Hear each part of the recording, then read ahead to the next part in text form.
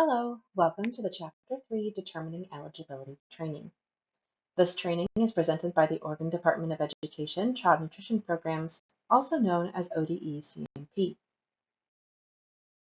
In this training, we will review eligibility types, how to review and approve a CIS form, and review alternate allowable eligibility documentation. By the end of this training, you should understand the ways a participant can be determined eligible as free, reduced price, or above scale, as well as understand how to determine a participant's eligibility using a CIS form. A participant can be categorized as free, reduced price, or above scale, and there are a few ways a sponsor can determine which category the participant should be in. A confidential income statement, or CIS form, can be used to categorize a participant in all categories based on the information that is provided by the parent or guardian. We'll discuss each of these ways to qualify more in depth throughout the training. Let's review how to approve a CIS form and determine which category a participant may be in.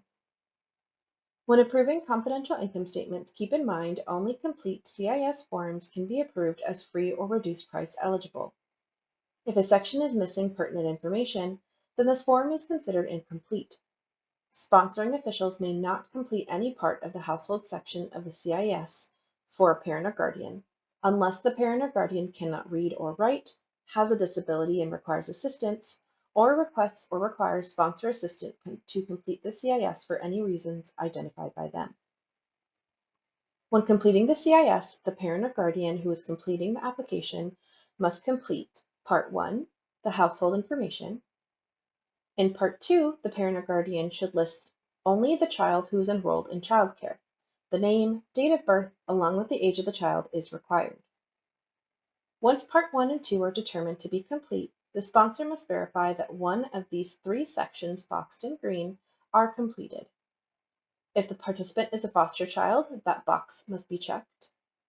If the household currently receives the Supplemental Nutrition Assistance Program, or SNAP, Temporary Assistance for Needy Families, or TANF, or the Food Distribution Program on Indian Reservations, or FDPR, the parent or guardian will indicate which benefit the household currently receives and list the case number.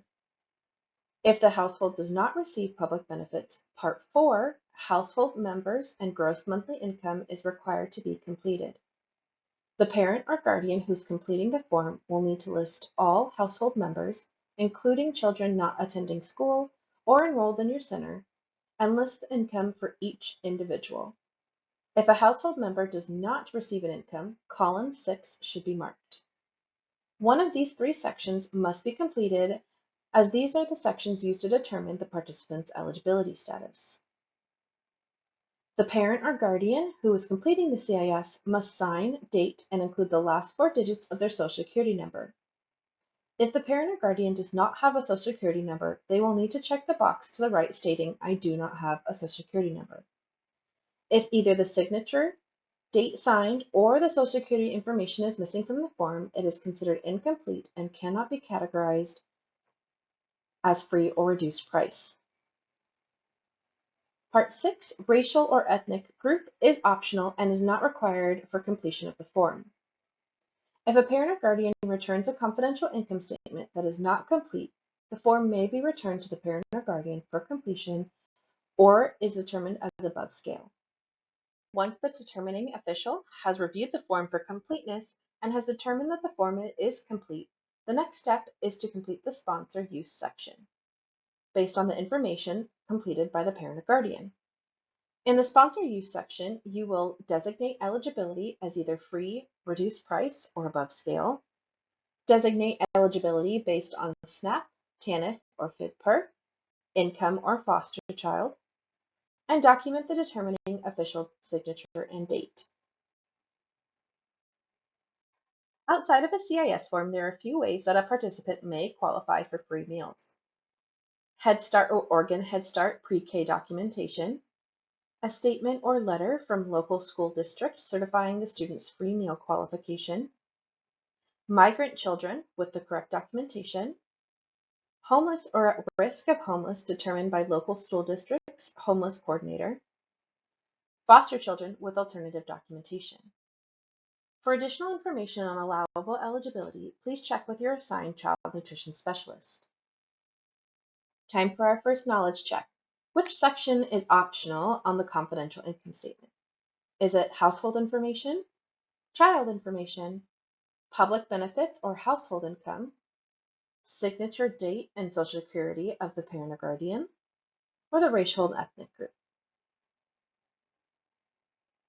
The answer is E. The racial and ethnic group section is an optional and not required to be completed by the parent or guardian.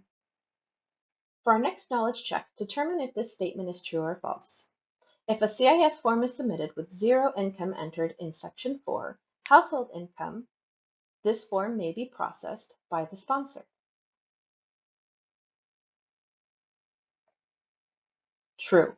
In Section 4, parent or guardians may enter 0 or mark the column 6 check if no income box for all household members listed. If columns 2 through 6 in Section 4 are blank, this may be considered zero income. The CIS is considered incomplete if the entire Section 4 is left blank without other categorical eligibility information entered in Section 3.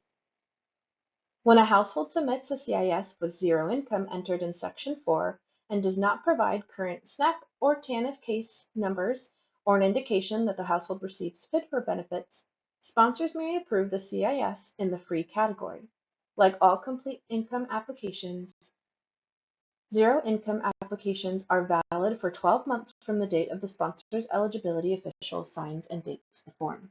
Now that you've had an overview of how to review a CIS form, let's review some common errors found when ODE-CMP conducts administrative reviews. The sponsor determining official totals the income and/or number of household members added incorrectly. The sponsor is using an outdated CIS form or outdated income guidelines.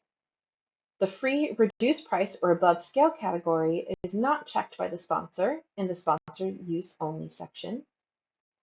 The participant is placed in the wrong eligibility category by the sponsor, and the participant guardian or guardian is not given a copy of the letter of households.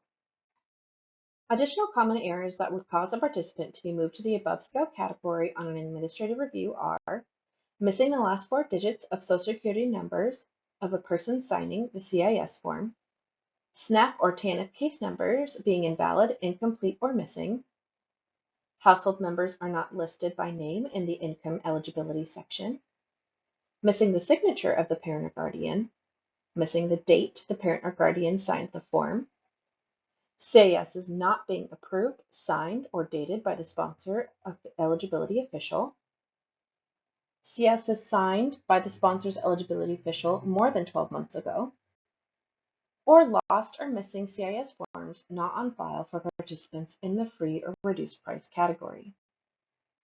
To review, in this training, we have looked at the different type of eligibility types, how to review and approve a CIS form, and common errors found when on administrative reviews. ODE supports equity and excellence for every learner. This institution is an equal opportunity provider. Thank you for taking this training.